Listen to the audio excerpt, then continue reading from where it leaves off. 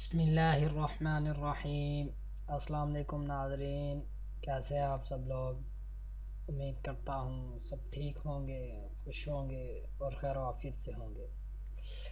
آج یہ جو وظیفہ ہم آپ لوگوں کو بتانے جا رہے ہیں، یہ ان لوگوں کے لیے وظیفہ ہے جو لوگ اب امتحان دے رہے ہیں یا ان کے آنے امتحان ہونے والے ہیں، تو اس میں اچھے نمبروں سے پاس ہونے کے لیے یہ وظیفہ ہے۔ لیکن میرے دوستوں، بھائیوں، بہنوں، آپ لوگوں کو پہلے یہ اتنا بات سے میں آگاہ کر دوں کہ یہ نہ ہو کہ آپ پھر تیاری کرنا چھوڑ دیں کہ خدا تعالیٰ سے کہ آپ کلام پڑھتے ہیں اور وظیفہ کرتے ہیں تو خدا تعالیٰ خود ہی نمبر دے گا۔ ارے اگر اس میں کچھ لکھ کر آؤ گے تو نمبر ملیں گے نا آپ کو۔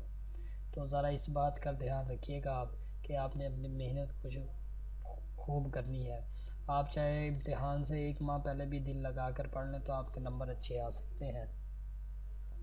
تو اس سے پہلے آپ لوگوں سے یہ گزارش ہے کہ آپ لوگ صرف اس وظیفے پر نہ بیٹھے رہیں، آپ لوگ اپنی محنت کریں، اپنا اچھے سے اچھے نمبر لینے کی محنت کریں۔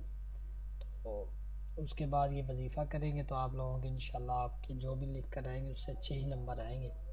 اور تو یہ وظیفہ کس طرح کرنا ہے، کس وقت کرنا ہے؟ تو وظیفہ آپ لوگوں نے ہر نماز کے بعد، فرض نماز کے بعد پڑھنا ہے۔ تو ظاہری سی بات ہے، اگر وظیفہ کرنا ہے تو آپ لوگوں کو 5 وقت کی سب سے پہلے نماز پڑھنی پڑے گی۔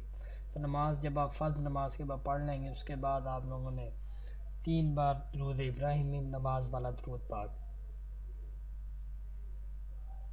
اس کے بعد سورہ علم نشرح ہمارے قرآن پاک میں 30ویں سپارے میں ہے، یہ سورہ علم نشرح، جسے ہم سورۃ الانشراح بھی کہتے ہیں۔ ابھی میں آپ لوگوں کو دکھائی دیتا ہوں، یہ دیکھیں۔ تو یہ رہی سورۃ علم نشرح، جسے ہم انشراح بھی کہتے ہیں۔ پھر یہ آپ لوگوں نے 7 مرتبہ پڑھنی ہے، پھر آخر میں 3 مرتبہ پھر درود ابراہیمی پڑھ لیں، پھر خدا تعالیٰ سے دعا کریں، انشاءاللہ العزیز آپ لوگوں کے امتحان میں انتہائی خوب اچھے نمبر آ جائیں گے اور آپ اچھے نمبروں سے پاس ہو جائیں گے، اور بلکہ آپ لوگوں کی پوزیشن بھی بن سکتی ہے اگر آپ محنت کریں گے تو آپ لوگوں کو صرف محنت کرنی ہے اور اس کے ساتھ یہ وظیفہ کرنا ہے، تو پھر آپ لوگوں کا رزلٹ جو ہے بہت ہی اچھا آئے گا۔ اپنا خیال رکھیے گا۔ خدا